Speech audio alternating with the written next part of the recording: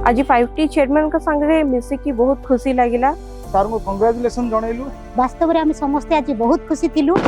विजु श्रमिक सामुख्य परिवार पक्षरु आमे आज तांको साक्षात कलु। 5T अंडर जो काम गुड़ा होतला बहुत बढ़िया लागुतला किंतु सी एबे भी जो चेयरमैन पद रे आसले मत लागु जे आहुरी तांको थ्रू रे ओडिसा आहुरी आगु जीव बोली आमे फील करछु जोत पे कि शुभेच्छा देवा को आस्ते।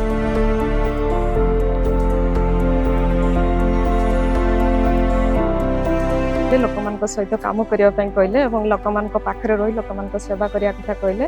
सार जो भाया स्पीड रे काम कर स्पीड रे काम करूँ। माननीय मुख्यमंत्री जो नवीन ओडिशार स्वप्न रही जो से कार्यक्रम ग्रहण कर समस्ते गुंडुची मिशा भली से सहयोग करूँ। पांड्यान बाबू को साक्षात कर बहुत एक्साइटेड आम सहित बहुत सुंदर भाव में कथा आमने जो अनुरोध जनइलु से आम अनुरोध पूर्ण कर आगामी दिन अपेक्षा करुचु से आम अनेक आशा पूर्ण कर।